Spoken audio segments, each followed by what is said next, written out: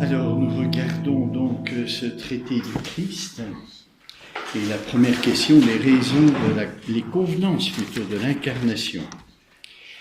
Alors, je vais vous remettre un peu en situation la réflexion que mène saint Thomas, parce que parler des convenances de l'incarnation, ça peut être ambigu. D'ailleurs, le traducteur, il a traduit harmonie. Et quand on parle d'harmonie, on parle qu'il n'y a pas d'opposition. Il y a une harmonie entre une chose et l'autre. C'est pas ça que fait saint Thomas. C'est pas regarder l'incarnation par rapport à l'ensemble des Écritures, à l'ensemble du dogme de foi, s'il n'y a pas de contradiction. Les convenances de l'incarnation, ce n'est pas non plus montrer que Dieu a bien eu raison de s'incarner, pour tel et tel motif. C'est pas ça du tout, c'est beaucoup plus contemplatif que ça. C'est contempler le mystère de Dieu et voir quelle est la place de l'incarnation dans le mystère de Dieu. Vous voyez ? Comment le mystère de l'incarnation s'inscrit-il dans le mystère de Dieu ? Donc il ne s'agit pas de défendre une vérité de foi, ça nous est donné. Ça c'est de l'apologétique, vous voyez. Convenance de l'incarnation, oui finalement, ça convient bien que Dieu s'incarne. Ça serait se mettre à la place de Dieu et donner les raisons, mais on ne peut pas. C'est la sagesse de Dieu qui nous dépasse.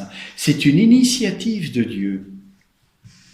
Et donc les raisons pour lesquelles Dieu s'est incarné, on ne peut pas les connaître toutes.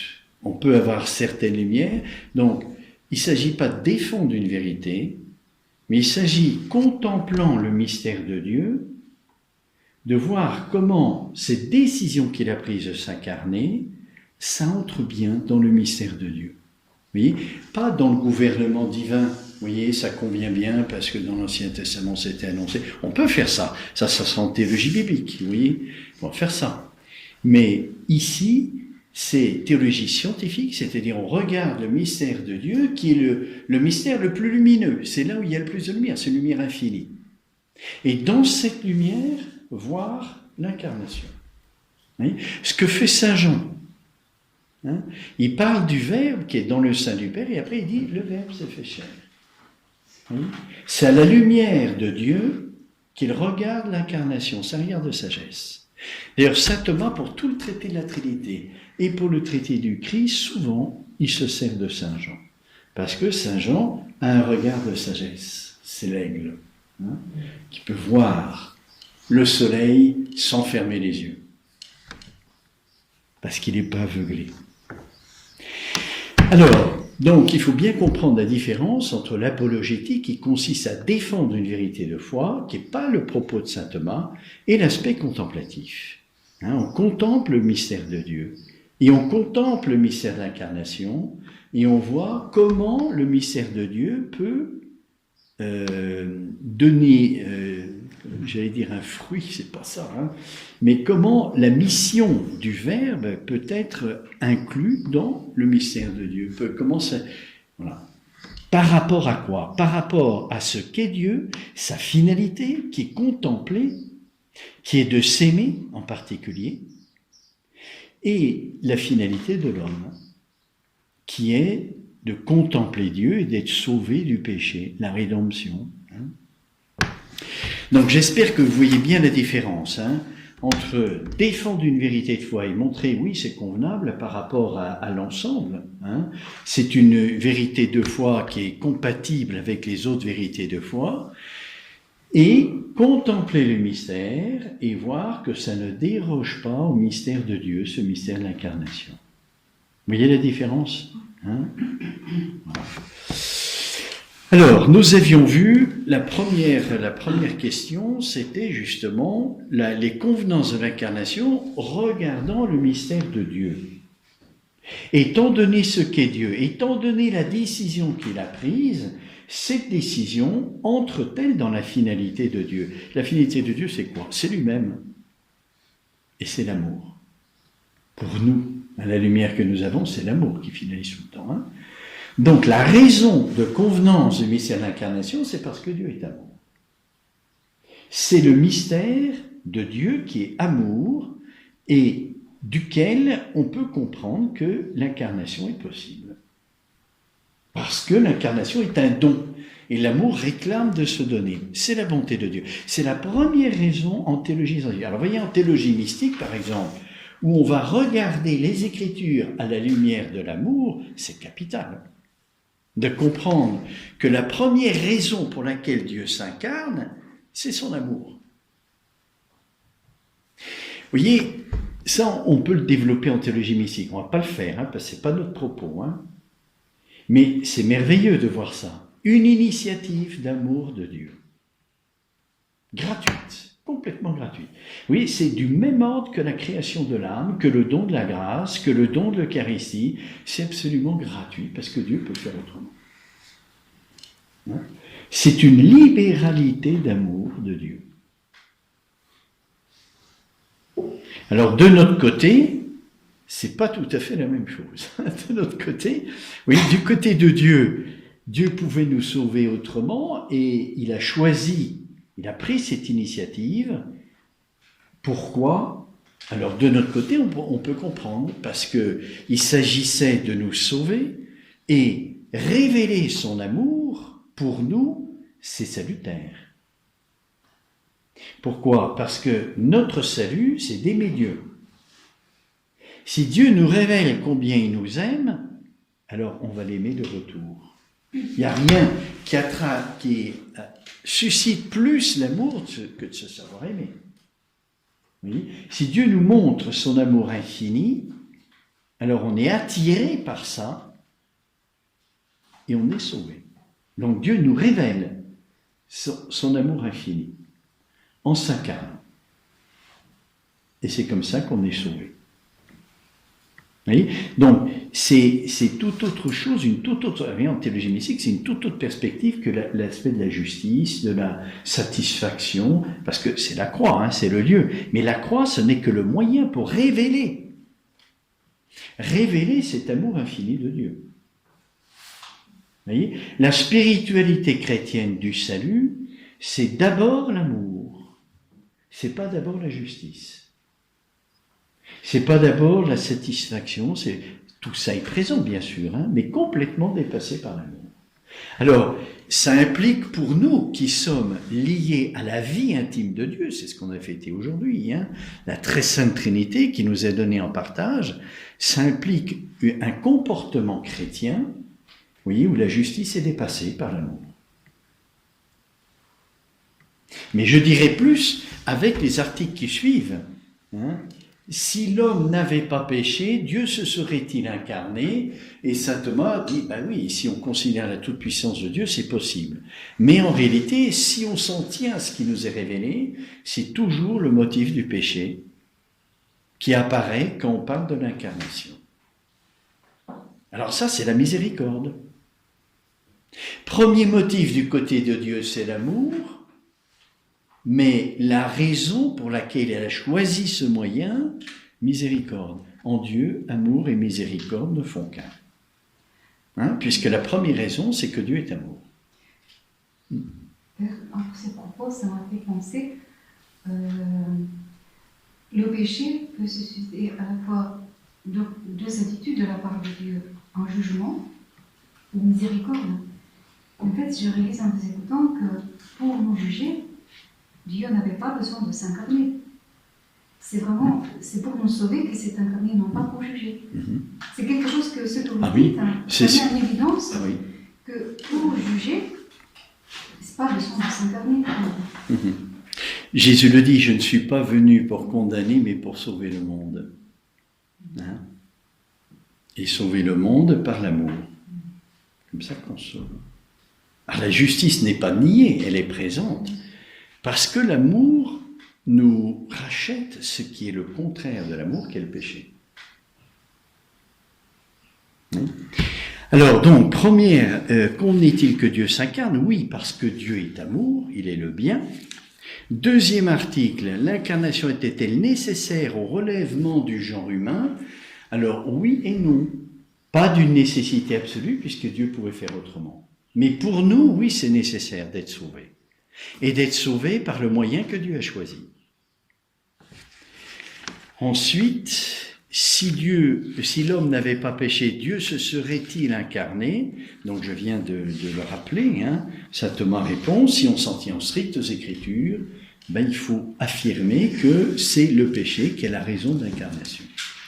Sans exclure qu'il aurait pu s'incarner même si l'homme n'avait pas péché. Mais si on s'en tient, et le théologien, vous voyez, ça c'est l'œuvre du théologien, hein, il s'en tient aux Écritures, il ne rentre pas dans le possible.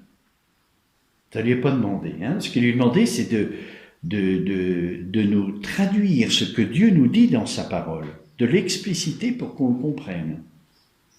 Après, les possibles, on peut en faire autant qu'on veut. Alors, l'article 4. Alors, je regarde toujours le titre que saint Thomas donne, parce que les titres de l'éditeur, c'est pas toujours bien traduit. Alors, en latin, article 4. Donc, vous voyez, un premier article, convenance par rapport au mystère de Dieu. Dieu est amour, donc s'incarner, c'est un don. C'est le bien qui se communique. Mais encore une fois, il ne se communique pas nécessairement. Vous voyez, ce n'est pas une émanation, comme disaient les néoplatoniciens. Hein? L'amour réclame de se donner. Si Dieu est amour, il doit se donner. Hein? Et on pourrait conclure, l'incarnation est nécessaire. Non. Parce que Dieu peut se donner de multiples manières, encore une fois. Hein. C'est une initiative libre de Dieu qui s'incarne. Hein. Il se donne d'ailleurs de multiples manières. Hein. Deuxième article, donc c'est les convenances par rapport à nous. Troisième article, c'est ce possible. Et quatrième article, alors, si la raison principale pour laquelle Dieu soit incarné, c'est principalius fuit incarnatus, s'il s'est incarné principalement pour enlever le péché originel plus que le péché actuel. Alors, je vais dire un petit mot sur le péché originel parce que c'est pas si simple que ça. Hein. Cette distinction entre péché actuel et péché originel. Le péché originel, vous l'avez appris dans votre catéchisme, hein, c'est un péché qu'on appelle de nature, hein, mais c'est un peu contradictoire de dire ça, hein, parce que le péché, il est personnel, c'est un acte volontaire, le péché. Hein. Péché de nature, ça veut dire que au moment de notre conception, quand Dieu a créé l'âme, eh bien, il y a une rébellion de ce qui est conçu contre la réception de l'âme. Oui. Et donc, il y a un désordre. Au lieu d'accueillir le don de Dieu, il y a une révolte. Alors, on a tous reçu ça au moment de notre conception. C'est pas une faute personnelle. C'est pour ça qu'on dit que c'est une faute de nature, parce que c'est lié à la nature humaine. Hein. Alors, c'est très important, cette notion de péché originel. Le péché lui-même, c'est pas un mystère. Hein. Désobéir à Dieu, c'est pas un mystère. C'est mal, mais c'est pas un mystère.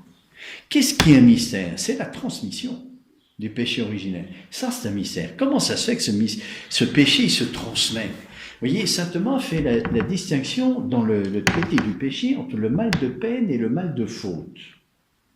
Le mal de faute, c'est la faute personnelle, l'acte volontaire. Ça peut pas se transmettre. Parce que mon descendant, c'est une autre personne, c'est pas moi. Et ma faute, c'est pas la sienne. Mais les conséquences, le mal de peine peut se transmettre.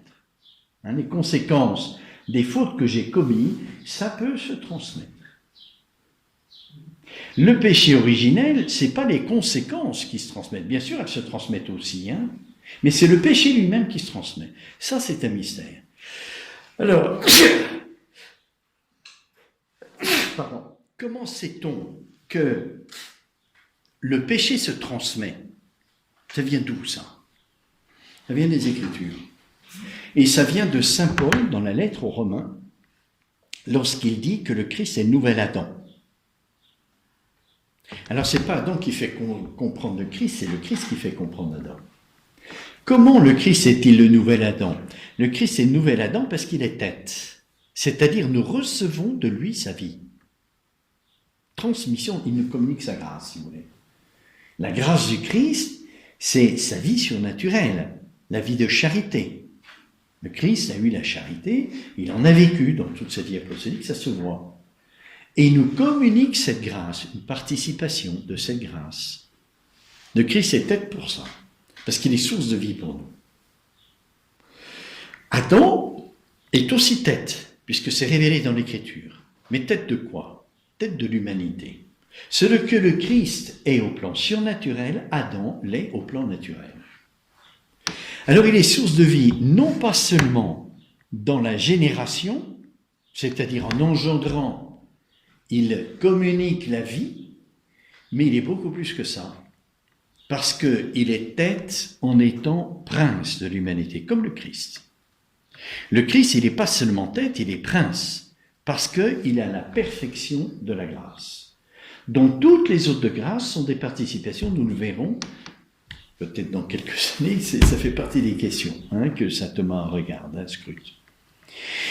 Alors, il est tête de telle sorte qu'il ne va pas seulement communiquer la vie, comme nos parents nous ont communiqué la vie, le corps, disons, mais il avait aussi la responsabilité, comme prince et tête de l'humanité, de communiquer la nature humaine. Il avait une responsabilité par rapport à la nature humaine. Donc forcément, le désordre dans le péché qu'il a introduit en lui se communique. Alors ça n'explique pas tout, parce que dire que Adam était principe de la nature humaine, alors on peut donner des raisons de convenance à ça. Pourquoi Dieu a voulu ça? Et c'est unique pour Adam. Vous voyez, les parents, quand ils engendrent, ils ne communiquent pas la nature humaine, ils communiquent le corps. Et c'est Dieu qui crée l'âme et qui fait qu'il y a une nature humaine. Pour Adam et Ève, c'était pareil. Ève dit, j'ai acquis un enfant de par Yahvé, c'est-à-dire que Yahvé a créé l'âme. Et ça formait une nature humaine. Mais Adam avait une responsabilité par rapport à cette union du corps et de l'âme. C'est-à-dire que Dieu l'a associé d'une manière toute spéciale à l'acte créateur. Vous voyez ? Pas comme pour nous. Ça, c'est un mystère qu'on ne peut pas comprendre. Mais on est obligé d'affirmer ça. Vous voyez, en théologie, c'est pas comme en philosophie. En philosophie, on découvre la vérité, comme on a vu ce matin. En théologie, c'est pas comme ça. On nous donne des choses qui sont incompréhensibles. On essaye d'avoir quelques petites lumières. Et les petites lumières qu'on a, c'est que Adam avait une responsabilité sur la nature humaine pour expliquer, entre guillemets, parce que ça n'explique rien, la transmission du péché originel. C'est-à-dire cette désharmonie dans la communication de la nature humaine. Voilà. Alors, c'est sûr que la théologie, c'est moins satisfaisant que la philosophie, parce que on reste sur notre soif, on peut pas tout comprendre, mais c'est comme ça. Et est-ce que les mystères, comme vous dites, est-ce que le temps passant, est-ce qu'un mystère peut être éclairé? Certaines choses peuvent être plus ou moins déterminées, c'est-à-dire quand l'Église se prononce en déclarant un nouveau dogme, là on a la certitude que cette lumière, cette vérité nouvelle, elle est certaine, elle est infaillible. Vous voyez, l'Église a autorité pour ça. Ensuite, les théologiens cherchent toujours, mais le mystère reste un mystère. On ne pourra jamais comprendre tout, jamais. Il y a des limites, vous voyez, qu'on ne peut pas dépasser. Est-ce qu'on peut déterminer quelles sont ces limites? Oui, dans certains cas. Mais par exemple, le mystère qu'on fête aujourd'hui, la Trinité, qui est, comment comprenez-vous que les trois personnes sont distinctes? Le Père n'est pas le Fils n'est pas le Saint-Esprit, et en même temps, chacun est Dieu. Ah, si chacun est Dieu, ils ont la même nature, ils sont égaux. Comment ça se fait qu'il y a une différence entre le Père, le Fils et le Saint-Esprit? C'est pas les mêmes personnes. Le Père n'est pas le Fils n'est pas le Saint-Esprit. Pourquoi ils sont distincts? Parce que l'un procède de l'autre. Mais chacun est Dieu. Vous voyez, ça nous dépasse complètement. On peut pas, ça fait péter notre cerveau, ça. On peut pas comprendre. C'est un mystère. Alors on peut approcher en donnant des exemples. On peut approcher en disant, vous voyez, par exemple, une chose, c'est de dire, ils ont chacun la nature divine, mais chaque personne en use selon la caractéristique de sa personne. Mais ça n'explique pas tout. Non. Parce que Dieu est acte, alors comment chaque personne pourrait user une partie, d'une certaine manière, s'il est acte pur. Il y a des choses qu'on ne peut pas comprendre. Oui. C'est peut-être mieux qu'on enseigne pas. Non, mais sinon on chercherait, on serait blasé, on saurait tout et on chercherait plus. Dans la vision béatifique, ça sera comme ça. On comprend. Oui, voilà, mais tout, quand hein. on sera à ce moment-là. On ne sera pas blasé quand même. Non, on ne sera pas blasé, mais je fais ça en tant qu'humain. Parce que c'est infini. C'est infini, vous voyez. Alors, on aura une compréhension, mais on sera toujours en train de comprendre. Ouais. Donc, on ne sera jamais blasé. Non, mais voilà, c'est une expression Oui, oui. humaine, là, de Oui, oui, oui, oui, oui, oui, oui. Ça nous maintient. Ça nous maintient. Oui, mais oui, la raison n'est pas celle-là, mais c'est vrai que la conséquence, c'est que ça nous maintient dans la petitesse. Voilà. Oui, c'est sûr, hein. Quelque chose qui nous dépasse. En tout cas, pour l'intelligence, accepter ce que les pharisiens n'acceptaient pas, d'être dépassés dans leur intelligence. Vous voyez, cet homme qui fait des tas de signes, etc., qui mange avec les pécheurs, et il est incorruptible. C'est pas normal. On est tous pécheurs. Et donc, normalement, à un moment donné ou à un autre, on a des compromis, Jésus, non? Alors, au lieu de dire, je me trouve devant quelque chose qui est plus grand que moi, je ne peux pas comprendre, et je l'accepte, parce que la réalité que je constate est comme ça. Je ne peux pas comprendre, et pourtant, c'est la réalité, il est incorruptible. Donc, soit j'accepte, soit je n'accepte pas et je cherche à l'éliminer, puis à réduire en disant, mais non, il y a autre chose, je ne sais pas quoi. Oui.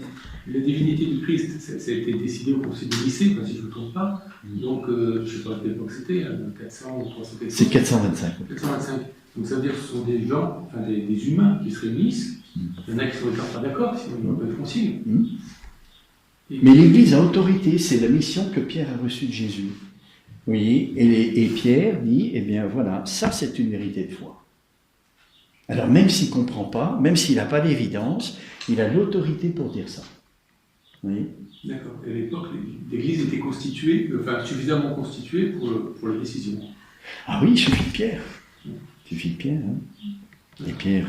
Mais ce qui est le plus étonnant, c'est que ce 5e siècle, il y avait cette hérésie d'arianisme. Oui, tout à fait. Du Christ. Les Visigoths. Et les majorités d'évêques étaient ariens, oui. Tous les Visigoths étaient ariens déjà. Oui. Oui. Et Père, j'ai une question. Et quand l'Esprit Saint souffle. Mais j'ai jamais pensé pourquoi c'est si compliqué C'est celui de prêtre Arius. de s'approcher de cette. Il y a la même nature. Trois personnes. Mais 3 personnes différentes, parce que nous sommes aussi, nous avons tous la même nature, et nous sommes des différentes On est chacun des personnes. personnes Mais différentes. c'est pas si compliqué. Nous avons la même nature, n'est-ce pas? Mais nous sommes des personnes différentes. Ça, c'est notre expérience. Et ça, je ne dis pas qu'on le comprend complètement, mais c'est l'expérience. Donc, on touche, à travers l'expérience, l'évidence qu'on a la même nature, mais numériquement différente, parce qu'on est des personnes différentes. Tandis que Dieu, il n'y a qu'une seule nature. Oui, même en Et 3 personnes. Oui, ce qui est très de là où est. Vous voyez, le théologien va essayer de préciser où se situe exactement le mystère. Où est le mystère?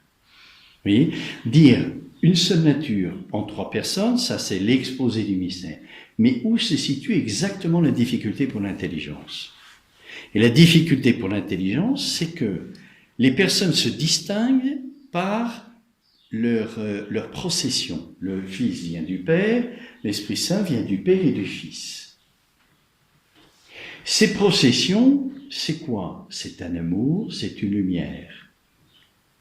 Et ça constitue une personne. Une personne, dans notre compréhension qu'on a, c'est une substance, puisqu'on a une âme. Et là, c'est une opération. Une opération n'est pas substantielle, sauf en Dieu. Vous voyez? Alors, comment distinguer des personnes par des opérations vitales qui distinguent des personnes qui, normalement, impliquent un aspect substantiel. Ils ont la même nature, donc ce n'est pas une distinction substantielle. Et pourtant, ce sont réellement des personnes. Bon, ça, c'est des subtilités théologiques. Hein. On ne va pas rentrer là-dedans, hein, parce que c'est pas notre propos. Hein. Mais le théologien va toujours chercher à préciser où est le mystère, pour pas faire de confusion après en théologie mystique, quand il va regarder tout dans la lumière de l'amour. Hein. Alors, on revient à l'article 4. Si le motif principal de l'incarnation a-t-il été d'effacer le péché originel plutôt que le péché actuel? Bon, la traduction, ça va. Donc, le péché originel, je vous disais, c'est un mystère dans la transmission. Est-ce que le Christ est venu pour cela, ou plus pour le péché actuel, c'est-à-dire le péché que chacun peut faire? Il est venu pourquoi? Quel est le plus grave? C'est le péché originel ou c'est le péché actuel? Ah ben non. Eh bien, on va voir. Alors, première objection. Il semble... Alors, vous voyez, c'est très important, pardon, je continue. C'est très important, cette notion de péché originel, parce que des théologiens aujourd'hui voudraient le supprimer. Dire qu'il n'y a pas de péché originel, ça n'existe pas, parce que c'est contradictoire dans les termes. Vous voyez, pour notre intelligence, ça peut pas, c'est pas assimilable. C'est pas assimilable. Et du coup, l'état de la nature humaine dans lequel nous nous trouvons, qui est un état de désharmonie et de, comment dirais-je, déficient, si je n'ai pas le péché originel, eh bien, je risque de porter des jugements sur les personnes qui sont terribles. Vous voyez, un psychologue, vous voyez, qui n'est pas chrétien, qui ne connaît pas le péché originel, il voit toutes les défaillances de la nature humaine. Et il n'a pas d'explication. Alors, soit il évite le problème, c'est-à-dire il essaye de corriger sans juger, soit c'est désespérant. Et puis, comment Dieu aurait-il pu créer une nature humaine aussi tordue? Vous voyez, le péché originel, c'est un mystère qui nous permet d'entrer, c'est un peu paradoxal, mais dans la miséricorde. Soit à l'égard de nous-mêmes, qui sommes grevés de tant de défauts et de tant de faiblesses, qu'à l'égard de Dieu, qui ne nous a pas créés comme ça. Oui, c'est ça. Vous comprenez? On ne nous a pas créé comme ça. Ah non? Non. Ça, la responsabilité, c'est Adam et Ève, c'est pas nous. Alors, l'autre question, c'est pourquoi Dieu a-t-il permis cette faille? Bon, mais c'est pas encore notre propos, ça. Donc, première objection, plus un péché est grave, plus il s'oppose au salut de l'homme, qui est le motif de l'incarnation. On a vu ça. Pourquoi Dieu s'est-il incarné? Selon l'Écriture, c'est à cause du péché. Mais le péché actuel est plus grave que le péché originel. Ce dernier, en effet, est moins sévèrement puni, au dire de saint Augustin. L'incarnation de Christ devait donc être principalement ordonnée à l'expiation des péchés actuels. Oui, le péché actuel, il est grave parce que c'est ma responsabilité qui est engagée. Dans le péché originel, je ne suis pas responsable. J'ai ce péché, mais je ne suis pas responsable. Je suis responsable en Adam. On a les conséquences de ce péché. Alors oui, ça c'est les conséquences. Tout à fait. Donc on a une responsabilité par rapport aux conséquences. Ah, par rapport aux conséquences, oui. Mais le péché lui-même... Oui, on n'est pas responsable. Donc le péché actuel semble plus grave. Et donc le Christ est venu pour réparer nos péchés, nos fautes, par rapport à notre responsabilité, vous voyez, de tout ce qui en nous, personnellement, s'oppose au salut. Est-ce que le péché actuel dépend du péché originel? Est-ce que le péché actuel, dépend du péché originel? Ah oui, il y a quelques manières, oui. Du moins, pas entièrement, parce qu'il y a la liberté, quand même. Je fais un péché. Mais il y a une disposition, oui, ça c'est sûr. Et ça veut dire que nous ne sommes pas entièrement responsables, comment dire. Voilà. C'est pour ça, On est responsable. Parce Voilà. qu'on n'a pas la lucidité des anges. Voilà, on est responsable. On n'est pas entièrement libre, même. Ah si. Parce que s'il y a... On est libre, mais il y a des entraves à cette liberté. Il y a des entraves et, comment dirais-je, oui, la responsabilité est diminuée à cause de cette disposition du terrain miné. Voilà, du péché originel. Et toutes ces conséquences qu'on porte, et qu'on ne peut pas enlever. On peut lutter, on peut en être victorieux plus ou moins, mais ça reste toujours là. Mais on a plus de mérite alors. Ah, le mérite, vous voyez, c'est pas le mérite, c'est l'amour. Hein. C'est l'amour. C'est pas par rapport à l'aspect négatif. Hein.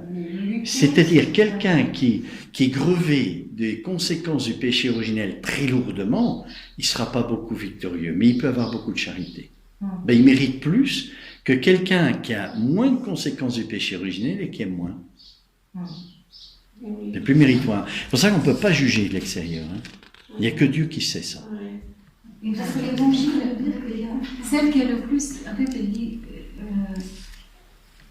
quand il y a le pharisien et cette femme pécheresse, l'évangile, ses péchés, ses nombreux péchés sont pardonnés. Parce qu'elle a Beaucoup aimé. Exactement. Ça peut devenir un tremplin. Tout à fait. Tout à fait. C'est Dieu seul peut faire ça, hein, se servir du mal pour le bien, c'est tout le mystère de la croix. Hein. Il n'y a que Dieu qui peut faire ça. En tout cas, passons à la deuxième objection. Par le péché originel, l'homme encourt la peine du damne. C'est d'être privé de la vision béatifique, hein, la peine du damne.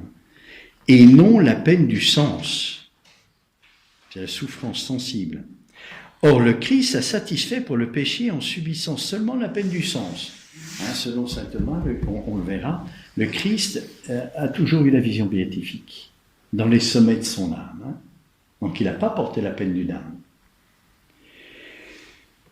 À aucun moment de sa vie, en effet, il n'a été privé de la vision béatifique, c'est donc qu'il est venu, avant tout, expier les péchés actuels. Il n'a pas porté la peine du damne. Mais quand il disait « Pourquoi m'as-tu abandonné ?» Ah oui, mais ça ne supprime pas la vision béatifique dans le Christ. Hein. Il a toujours eu. C'est impossible qu'il soit autrement. Vous voyez, c'est une nécessité. C'est pas qu'à un moment donné, le Christ n'a plus eu la vision béatifique. C'est qu'à un moment donné, peut-être, mais ça, il a toujours eu la vision béatifique. Quand le Christ dit « Mon Dieu, pourquoi m'as-tu abandonné ?» il a porté la souffrance qui est la conséquence de la séparation de Dieu. Oui. Et il l'exprime comme ça. Oui. Alors, troisième objection, selon saint Jean Chrysostome, telle est la dilection du serviteur fidèle que les bienfaits de son maître, qui s'adressent communément à tous, il les estime autant que s'ils étaient faits à lui seul. Et en ce sens, saint Paul écrit aux Galates, « Le Christ m'a aimé et s'est livré pour moi ». Notre amour de Dieu doit donc nous porter à penser que le Christ est venu expier principalement les péchés qui nous sont propres, c'est-à-dire les péchés actuels. Oui, le Christ nous sauve, il ne sauve pas le monde, il sauve chacun d'entre nous. Ah, s'il sauve que chacun d'entre nous, c'est le péché actuel, parce que le péché actuel, il est personnel. Le péché originel, il est toute la nature humaine. Alors, c'est des objections, hein, oui. C'est juste que je ne comprends pas. Du coup, ça veut dire les conséquences, en fait, les péchés originels, il n'est pas venu pour expier le péché originel. Oui, c'est les objections pour dire que le Christ n'est pas venu pour... oui, ça c'est les objections, hein, où saint Thomas se demande, mais de quoi est-il venu nous sauver? Du péché plus, il est venu nous sauver de tous les péchés, hein, mais plus du péché originel ou du péché actuel? Pourquoi il pose cette question-là? Parce que saint Paul dit que la charité couvre une multitude de péchés.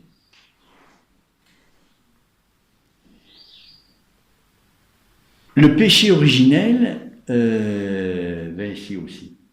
La charité couvre aussi ça. Ça enlève tout. Un acte de charité enlève le péché originel aussi. Ouf. Ah si, le concile Vatican II le dit. Hein. Vous voyez que quelqu'un qui n'est pas baptisé, mais qui est une âme de bonne volonté, donc il reçoit la grâce et il n'a plus le péché originel, parce qu'il est sauvé. Oui. Et ça, saint Thomas dit la même chose, hein, dans le traité du baptême. Alors, ça permet quand même, cette question que pose saint Thomas entre le péché actuel et le péché originel, ça permet quand même de toucher une nécessité pour laquelle le Verbe s'est fait chair. On verra pourquoi. Parce que pour toucher quelque chose qui est aussi enraciné en nous, qui touche la nature humaine, il n'y a que le Créateur qui peut faire ça. Avec le Créateur qui est source de la nature humaine, qui peut toucher à la nature humaine. Personne d'autre ne peut faire ça. Pour le péché actuel, on aurait pu imaginer, sans l'incarnation, un moyen d'être sauvé autre. Dieu a communiqué la grâce à Adam et Ève sans qu'il y ait l'incarnation. Donc un péché véniel aurait pu être pardonné, un péché actuel véniel aurait pu être pardonné par un acte de charité. Mais pour le péché originel, c'est si profondément enraciné dans la nature humaine qu'il n'y a que le Créateur qui peut intervenir. On va voir ça. Hein. Alors, l'argument d'autorité.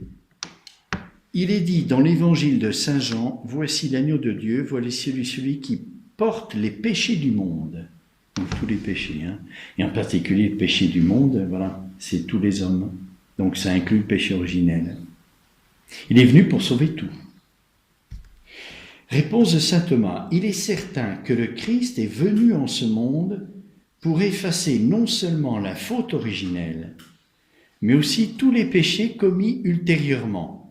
Tous, il est vrai, ne sont pas en effet pardonnés, et cela par la faute des hommes qui n'adhèrent pas au Christ. Selon cette parole de saint Jean, la lumière est venue en ce monde et les hommes ont préféré les ténèbres à la lumière. Mais le Christ a offert une satisfaction suffisante pour l'expiation de tout péché.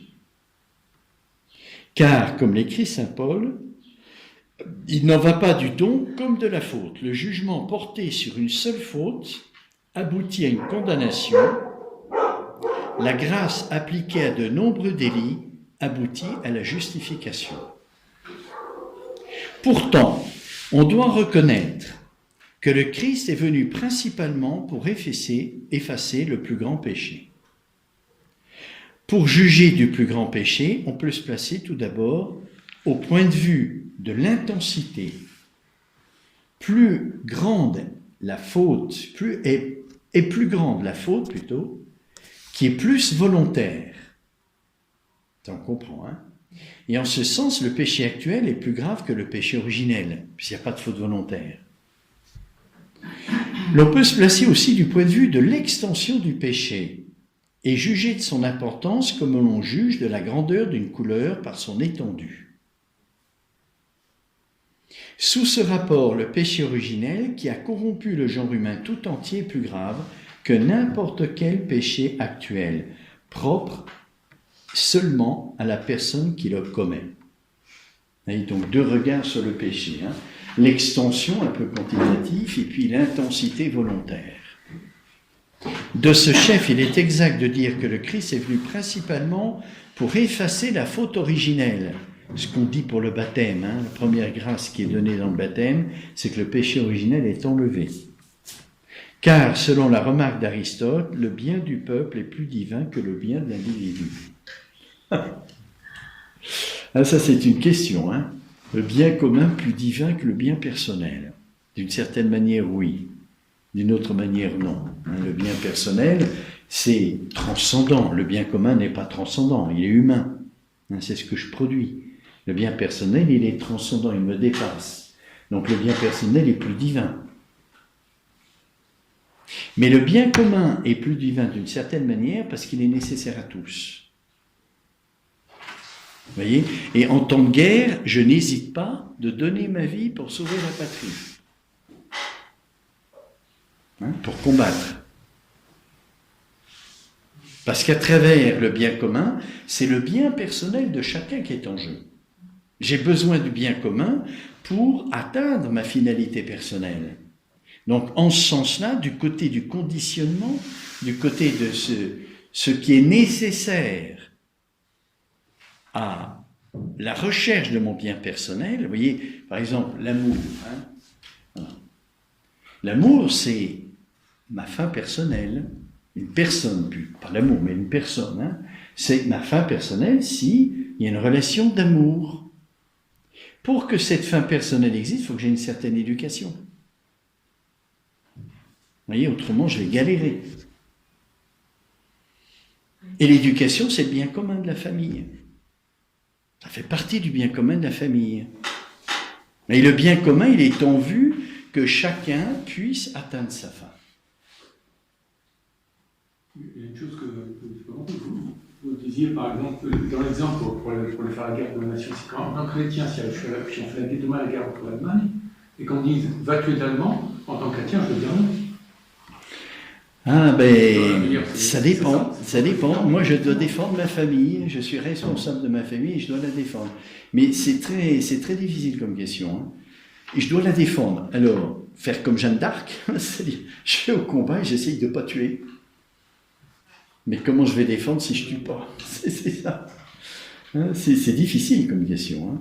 C'est des cas de conscience. Hein. Mais j'ai le devoir quand même de défendre ma patrie, parce que dans ma patrie, il y a mes enfants, il y a mon épouse, et je donne ma vie pour le prochain. Je donne ma vie pour le prochain, alors en essayant de tout faire pour respecter l'ennemi, mais voilà.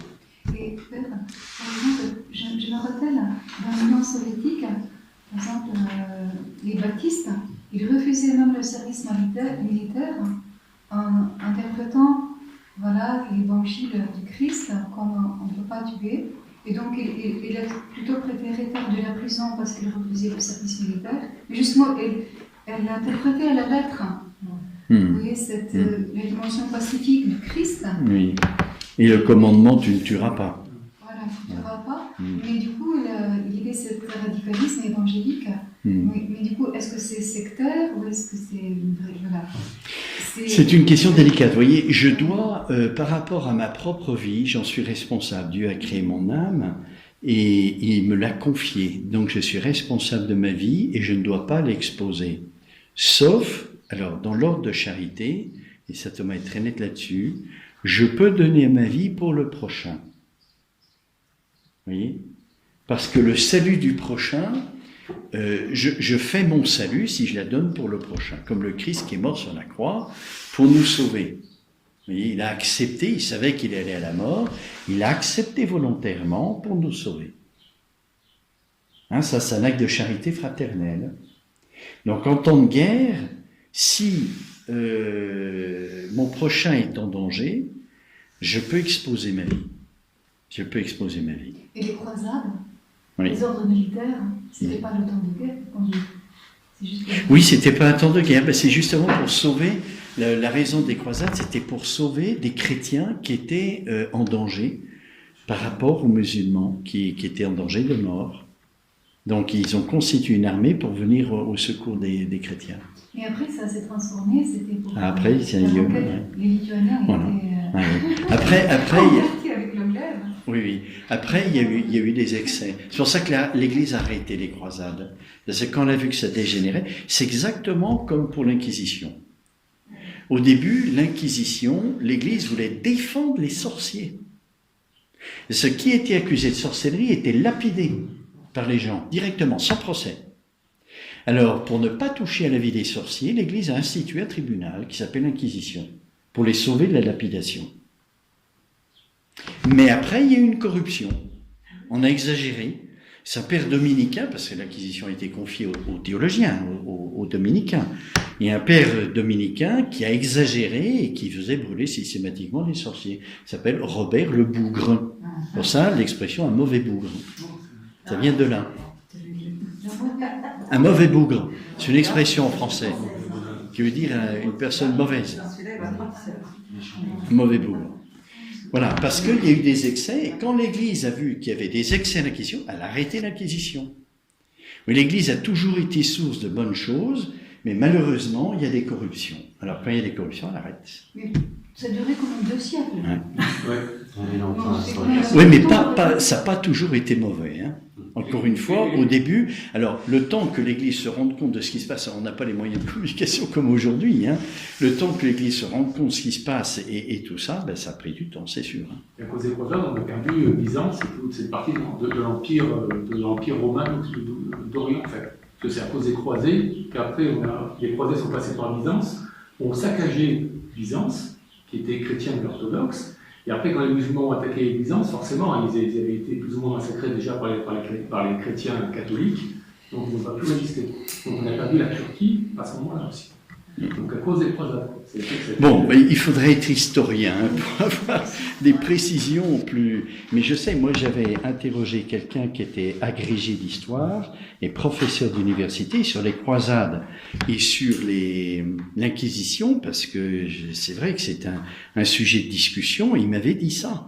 Il m'avait dit au départ, c'était l'intention de l'Église, c'était pas de conquérir des royaumes, c'était défendre des chrétiens qui étaient menacés par les musulmans ou par d'autres, hein, et qui risquaient leur vie. Donc, par charité fraternelle, même Saint Louis a voulu participer aussi, hein, Saint Bernard, tout ça, c'est des saints hein, qui ont participé à des croisades, et Saint Bernard en a prêché même. Donc, c'est une chose sainte pour venir en aide aux chrétiens.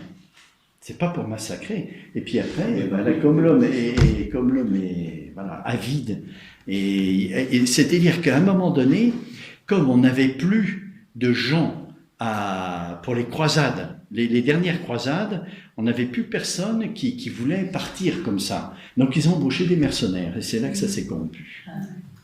Hein, des mercenaires qui sont partis et qui voyaient pas du tout la finalité, et qui en ont profité pour faire des exactions.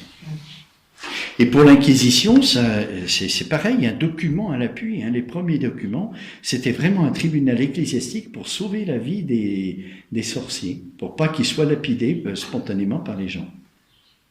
Donc un jugement, et puis s'ils étaient condamnés, on les tuait pas, on les mettait hors d'état de nuire, en prison.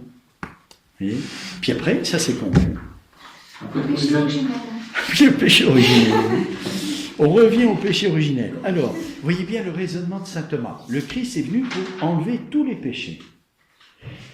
Si on considère la gravité du péché, au point de vue du péché originel, c'est le plus grave de par l'extension. Vous voyez, et si on projetait sur Dieu un raisonnement humain, que tel ou tel fasse des péchés graves, c'est embêtant. Mais quand tout le monde est contaminé, comme une pandémie, c'est terrible. C'est terrible. Vous voyez, et Dieu aurait pu bouder en disant, ben voilà, ma création, que j'ai faite si merveilleuse, corrompue d'un seul coup. Tout est corrompu. On veut dire, ben, c'est pas la peine. Pas la peine, je renonce. Le déluge, c'est ça, le retrait de Dieu. Oui. Oui, mais alors là, le déluge, hein, c'est quand même, faut voir hein, quelle est la vérité qui est transmise, parce que historiquement, je ne crois pas qu'il y ait eu un déluge comme ça sur toute la Terre. Mais c'est impossible. Donc, quelle est la vérité qui est transmise à travers ça? C'est que, d'abord, c'était une préfiguration du Christ, justement. Hein, par un seul, toute l'humanité est sauvée. Ça ne veut pas dire que matériellement, toute l'humanité était en danger, mais tel que c'est raconté, c'est la vérité qui est transmise. Hein. Et puis, que la première chose qu'a fait Noé en sortant de l'arche, c'est faire un autel et faire un sacrifice, c'est-à-dire rendre gloire à Dieu, rendre grâce à Dieu. Et Dieu a fait alliance par l'arc-en-ciel. Vous voyez ? Alors, donc, on peut dire d'une certaine manière que Dieu est venu en premier lieu pour sauver l'homme du péché originel. Oui, chez les anges, il n'y a pas ça. Le péché de Lucifer n'a pas entraîné de la même manière la chute de certains anges. En tout cas, ça n'a pas contaminé, parce que chez les anges, il n'y a pas de chef. Il n'y a pas de chef comme Adam. Il n'y a pas de corps. Vous voyez, comme pour Adam, la race humaine forme un corps, comme un corps par rapport à la tête. Hein, puisque Adam est tête de l'humanité, il y a comme un corps de l'humanité. Et donc on est tous solidaires les uns des autres, mais surtout par rapport à la tête, puisqu'on reçoit de la tête la vie et la nature humaine. Alors comment Dieu a associé, pourquoi Dieu a permis ça, pourquoi Dieu a voulu Adam, c'est pour lui partager quelque chose de sa paternité comme créateur. C'est très beau, hein. Le premier homme, il a voulu lui partager au maximum sa paternité. Donc il a voulu qu'Adam ait une responsabilité sur toute la race humaine. Oui. Alors, réponse à la première objection qui disait que le péché actuel est plus grave que le péché originel puisque c'est un péché volontaire. Et la gravité du péché se mesure à l'intensité de la volonté. C'est à la responsabilité. Hein. Alors, saint Thomas répond, la première difficulté envisage la grandeur intensive du péché. Ce n'est pas à ce point de vue que nous nous sommes placés dans la réponse. Hein. C'est l'extension du péché. La contamination. C'est d'ailleurs curieux de regarder la gravité du péché par l'extension. On comprend beaucoup mieux de le regarder par l'intensité, puisque c'est un acte volontaire. Et plus l'acte volontaire est mauvais, plus le péché est grave, parce que plus il s'oppose à Dieu. À l'extension, c'est parce que la gravité, c'est parce que ça incline au péché personnel toute l'humanité. Et ça, c'est terrible. Hein. Le démon, il a bien compris ce qu'il fallait faire. Hein. Sans des dommages collatéraux, alors, c'est ça? Comment? Je n'ai pas tout compris. Je dis, l'extension, c'est grave. Pourquoi? Parce que le péché originel incline au péché actuel. Vous voyez, il y a toutes les conséquences. Et donc, l'extension a une importance au point de vue de la gravité parce que on est tous tentés de pécher personnellement. L'extension du péché originel. Hein? Ah, oui. Non, de pécher personnellement. Le péché actuel. Tu vois, on est tous tentés du péché actuel à cause du péché originel. Ça nous incline vers le mal. Oui. Vous voyez? Donc c'est très grave parce que toute l'humanité est comme inclinée au péché actuel. Mais ça voudrait dire que s'il n'y avait pas eu le péché originel, Quoi? ce que vous dites là, ça voudrait dire que s'il n'y avait pas eu le péché originel, il y aurait des hommes qui ne commettraient pas de péché. On serait moins enclin, peut-être. Oui, là, on ne peut pas dire ça, vous êtes dans le possible. C'est pas révélé. Le théologien, il part de la parole de Dieu. Hein. Donc, après, on peut pas savoir. Oui. Alors, deuxième objection, qui disait, par le péché originel, l'homme encourt la peine du damn. Ah oui, et le Christ n'a pas porté cette peine, donc il nous a pas sauvés du péché originel qui est la peine du damn. Hein. C'est une peine due au péché originel. Hein. Quelqu'un qui meurt sans que le péché originel soit enlevé, il ne peut pas entrer dans la vision béatifique. Hein. C'est pour ça que le baptême est important. Hein.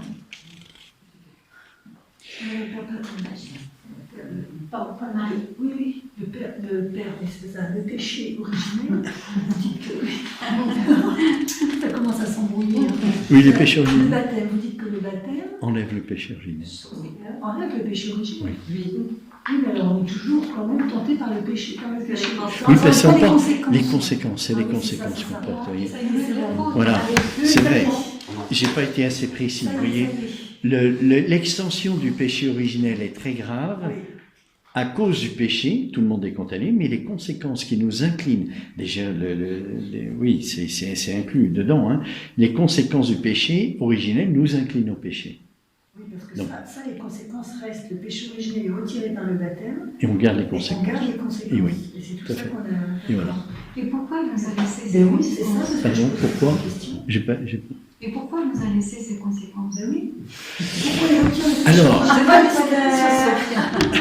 parce que Dieu voulait que nous collaborions à notre salut. Vous voyez, Adam et Ève étaient créés dans la grâce de justice originelle, ils aimaient Dieu, il n'y avait pas d'obstacle. Ils pouvaient grandir dans la grâce sans obstacle, sans difficulté.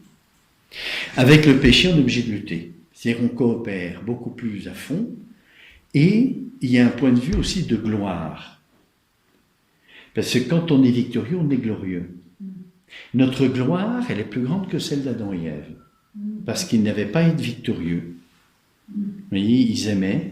Voilà. C'était la grâce, une harmonie parfaite. Donc il n'y avait Le pas. serpent, quand même. Hein? Il y avait le serpent. Ah, mais après, oui. Après, Il y a le serpent. c'est-à-dire, Mais avant la faute originelle, vous voyez, Adam et Ève étaient en harmonie parfaite, donc ils pouvaient progresser en sainteté sans qu'il y ait d'obstacles ni de difficultés. Après le péché, on est obligé de lutter. Et donc ça donne à notre grâce un panache qu'elle n'avait pas en justice originelle. Une gloire particulière, vous voyez. Oui, Adam et Ève avaient besoin de progresser en sainteté.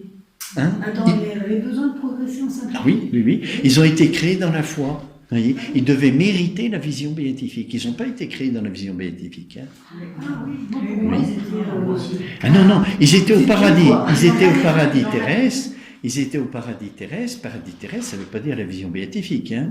Ça veut dire simplement qu'ils étaient dans un état de béatitude naturelle, mais dans la foi. Et ils devaient mériter la vision béatifique. Ils devaient la mériter. Et c'est pour ça qu'il y avait la foi. Non, la vision béatifique, ça veut dire voir Dieu. Oui, voir Dieu. Mais alors, Adam n'a jamais vu Dieu. Il a entendu Non, Dieu. il a Il a entendu Dieu, oui.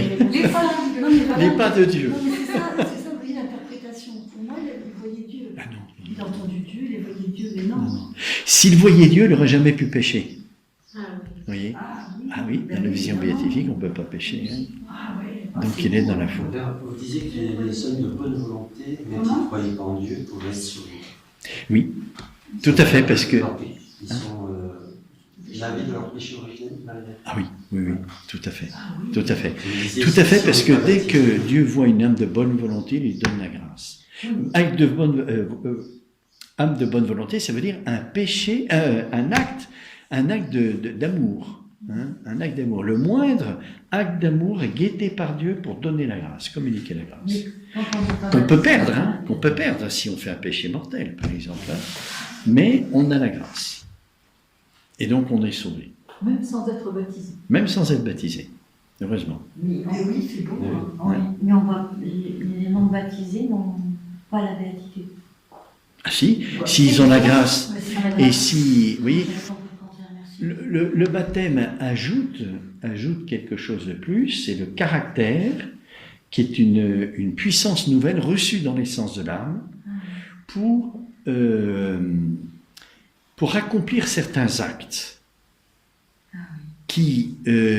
pour accomplir certains actes liturgiques en particulier. Vous voyez, lire la parole de Dieu à la messe, il vaut mieux faire lire un baptisé, hein, parce qu'il a un caractère qui lui permet une puissance nouvelle qui lui permet d'agir en conformité avec Dieu, d'être agréable à Dieu.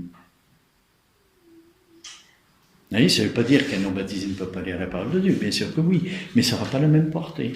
Et puis, c'est une marque, comme j'ai dit à l'homélie, c'est une marque de l'amour de Dieu. Donc là, il y a aussi une gloire particulière dans le ciel.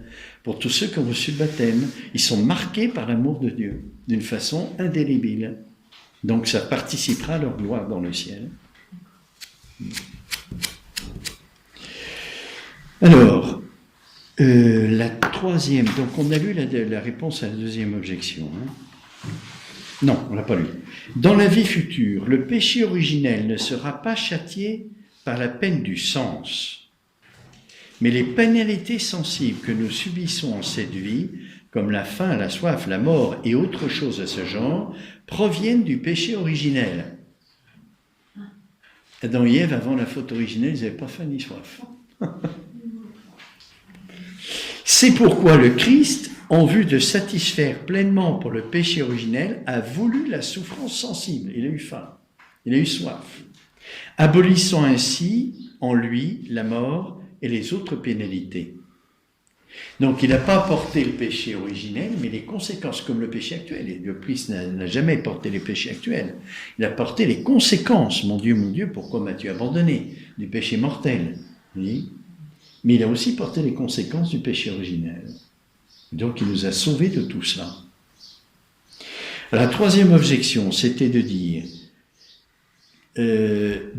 oui que le Christ, puisqu'il nous sauve par un acte de charité fraternelle, l'acte de charité fraternelle, il est personnel. Mais il n'est pas communautaire. Donc si le Christ nous a sauvés, c'est du péché personnel. D'ailleurs, on voit Jésus dans sa vie apostolique, il rencontre les personnes la plupart du temps. Bien sûr, il s'adresse aussi aux foules. Mais c'est toujours un acte de charité qui nous sauve et toujours personnel. Qu'a accompli le Christ à la croix. Alors, les paroles de l'apôtre doivent s'entendre en ce sens que le Christ à lui seul a pris à son compte la faute de tous et que ses dons sont si parfaits qu'en profitant à tous, il profite à chaque homme, comme s'il ne s'adressait qu'à lui. De ce que chacun doit estimer les bienfaits du Christ comme fait à lui-même, il ne saurait donc s'ensuivre que les autres n'en profitent pas. Et cela s'applique très bien au cas du péché originel, car celui-ci se trouve effacé dans un individu aussi parfaitement que s'il n'y avait que lui à guérir.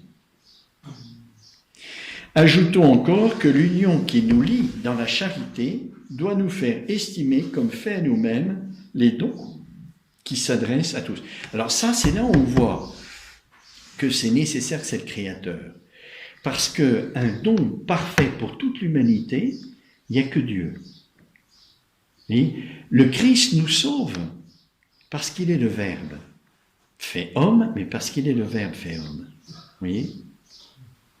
C'est lui le sauveur, c'est sa personne qui nous sauve. Hein ? Et comme il est Dieu, il peut agir sur tous les hommes et toucher ce qu'il y a de plus profond dans l'homme, sa nature humaine.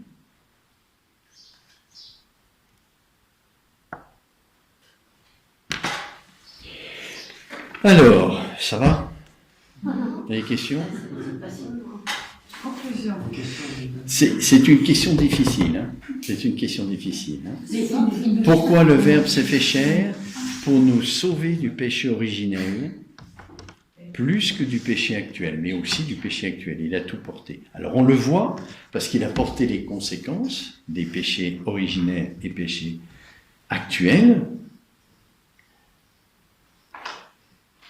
Et je ne sais plus ce que je voulais dire. On le voit, mais pour comprendre l'efficacité de ce salut, on doit recourir à Dieu. Ce n'est pas possible autrement. C'est lui le Créateur, c'est lui qui est la source de l'âme, et pour réparer une faute de rébellion contre l'âme, voyez, un homme on ne peut pas atteindre à notre nature humaine, on ne peut pas la toucher. Vous voyez, on peut toucher notre vie, mais notre nature humaine, on ne peut pas la toucher. La vie, c'est l'opération de certaines facultés. On peut toucher les facultés liées au corps, ça c'est sûr. Mais les facultés de l'âme, on ne peut pas les toucher. Et donc, donner... c'est difficile, on ne peut pas tout expliquer, hein, mais on doit le tenir dans la foi, ça c'est sûr, hein, que le Christ est le sauveur du péché originel, et je crois que la seule raison qu'on peut avancer, c'est parce qu'il est Dieu et qu'il est le Verbe, hein. Il est le Créateur, donc il n'y a que lui qui peut toucher aussi profondément la nature humaine.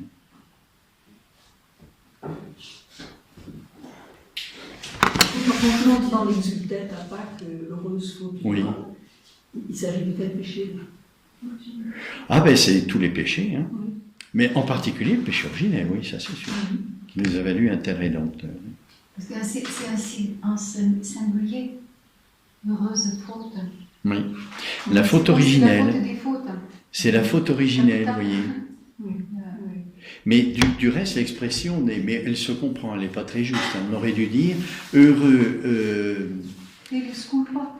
Oui, Félix culpa. Mais on aurait. Bon, c'est la faute originelle, c'est la faute d'Adam et Ève. Hein. Mais ce qui est sauvé, c'est aussi. J'arrive pas à m'exprimer bien. Le mystère, c'est pas tellement, comme j'ai dit tout à l'heure, la faute originelle, mais c'est sa transmission. Ça, le Christ, il laisse la transmission du péché originel, mais il enlève la faute. Alors, heureuse faute qui nous a valu un tel rédempteur, c'est sûr hein, qu'il s'agit de la faute d'Adam et Ève.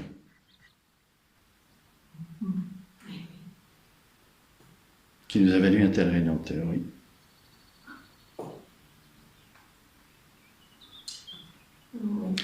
Bon, Alors, on va s'arrêter, hein, je commence à fatiguer, alors. C'est tout bien qu'on s'arrête. Comment? Oui. La nature profonde, Oui. c'est que Dieu est donc que par grâce. Oui. C'est toujours par la grâce. Oui, oui, oui. C'est par la grâce. Mais une grâce particulière, oui. Oui, l'Immaculée Conception, qui n'a pas la faute originelle, ça vient directement aussi de la croix. C'est une grâce du Christ, qui vient de Christ, oui. C'est-à-dire L'Immaculée Conception, la Vierge Marie est née sans la faute originelle. Hein. Oui. Eh bien, ça, c'est une grâce, parce que le péché originel se transmet de génération en génération, sauf pour le Christ, puisqu'il est né de façon bizarre. Hein. Miraculeuse. Hein. Exceptionnelle, disons. Exceptionnelle. Fera tailler un peu. Mais la Vierge Marie, elle est née. de parler comme ça, mais pas vous. Non, mais la Vierge Marie, ben si, c'est quand même bizarre, parce que c'est pas ordinaire. Hein. Bon, la Vierge Marie, elle est née comme chacun d'entre nous, vous voyez. Et elle est exempte de la faute originelle par grâce, par une grâce qui vient de la croix. Mais puisque la croix est venue après. Oui, c'est ça, moi je Hein? comprends pas. La croix, elle est venue par Jésus qu'elle a portée. Mais Dieu. Ah mais Dieu, il est dans l'éternité, il peut agir, il peut attribuer des mérites de la croix. Oui, Abraham a vu mon jour, donc Abraham a eu la grâce chrétienne, hein, qui vient de la croix. C'est pour ça qu'on dit ça dans Prochaine fois, vous allez voir dans cette question, hein, tous les détails que va examiner saint Thomas pour pousser jusqu'au bout la recherche de la vérité sur les raisons de convenance. Vous voyez, à partir de l'article 5, convenait-il que Dieu s'incarna dès le commencement du monde? Pourquoi Dieu s'est incarné à ce moment du temps? Est-ce qu'il n'aurait pas pu s'incarner à peine la faute originelle faite? Vous voyez, pourquoi il a choisi d'attendre autant de temps? Vous avez la réponse. Hein, que les hommes ont tant péché, vous voyez, Dieu n'a pas empêché que les hommes se perdent avant de les sauver. Ça veut dire quelque chose au point de vue de la sagesse de Dieu. Hein. Convenait-il que l'incarnation fût différée jusqu'à la fin du monde?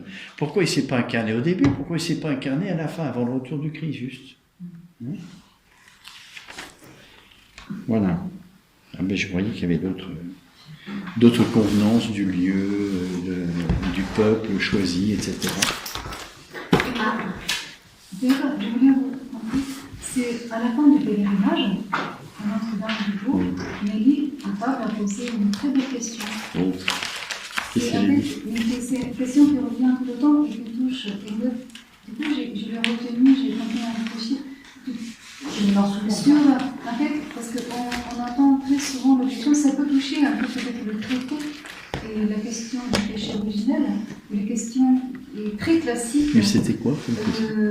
que les gens du monde posent pour refuser à croire, c'est que pourquoi, en fait, si Dieu existe, pourquoi il y a tant de mal, voilà. Et comment répondre à cette question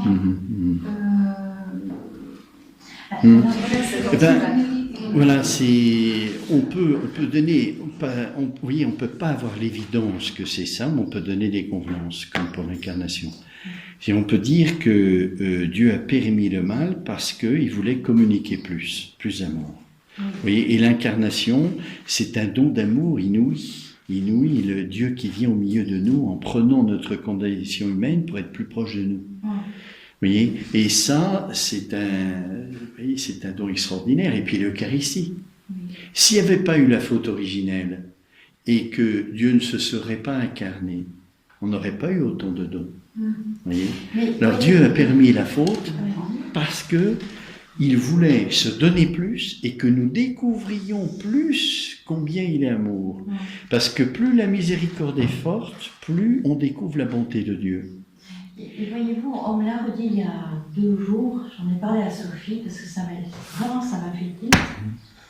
Par rapport à cette question, encore une fois, ça s'est produit. Si Dieu existait, il n'aurait pas permis. Il y a des personnes qui souffraient beaucoup, vous voyez.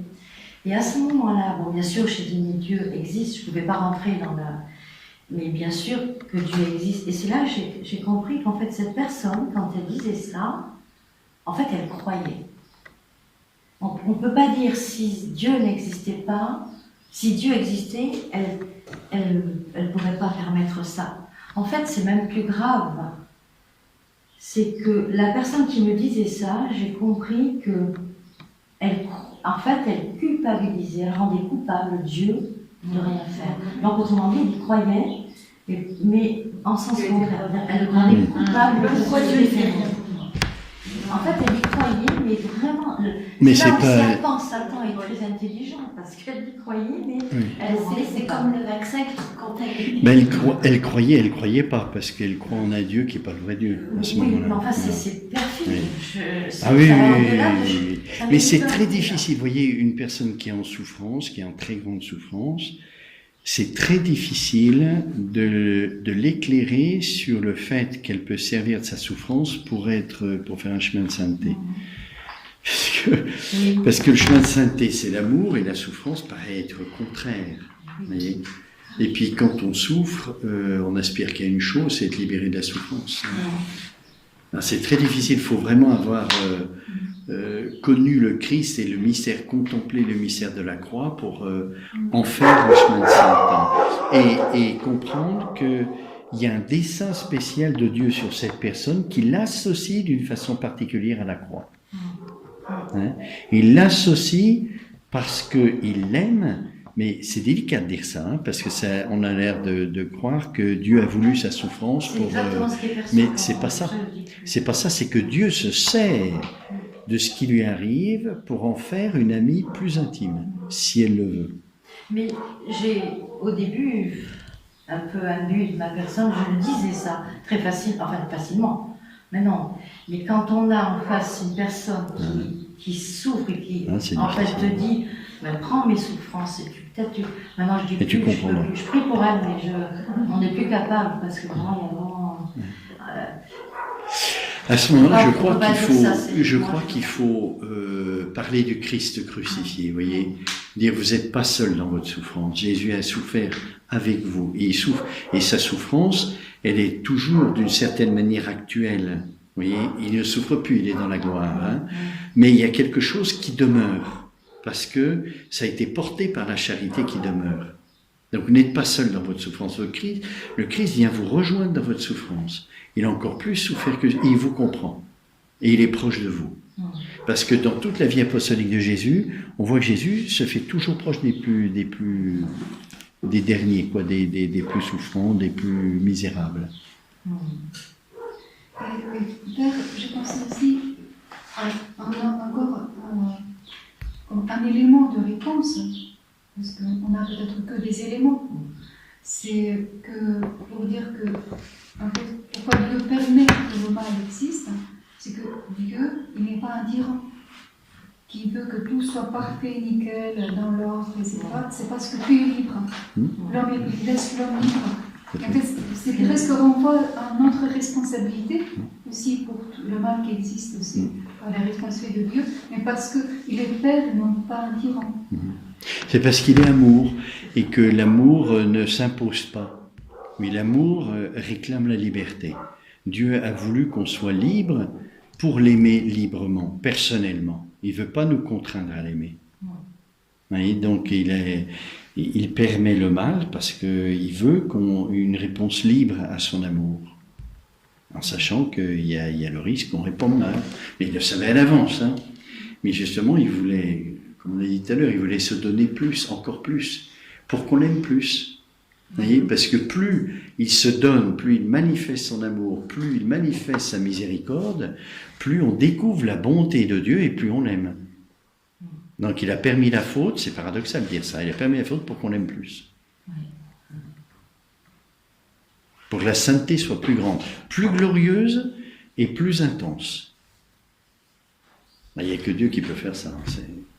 Et pour la très sainte Trinité, en fait, je me suis dit, est-ce que c'est juste de penser ça, que en fait, c'est quelque chose de vraiment vraisemblable, que nous sommes la fin des missions divines. Mais ça nous exalte, mais je ne sais pas que je suis la fin. Pourquoi il a envoyé Fils et l'Esprit? Alors là, vous voyez, moi, je suis le terme. Oui, mais c'est presque il faut... peut-être trop osé de dire, mais Là, il faut un peu de théologie scientifique pour pas tomber dans une mystique qui soit trop de piété. La mission divine, en fait, c'est pas que je suis le terme de la mission divine, c'est que je suis associé à la vie de Dieu, et la mission divine, c'est simplement Dieu qui vit en moi, ou moi qui vis en Dieu. C'est-à-dire ce que Dieu vit en lui-même, par la grâce, je suis appelé à le vivre.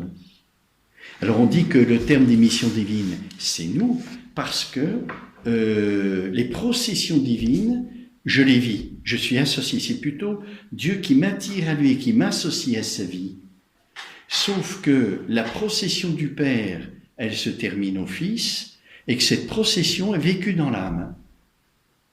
Voilà, parce que je suis associé par Dieu à sa vie.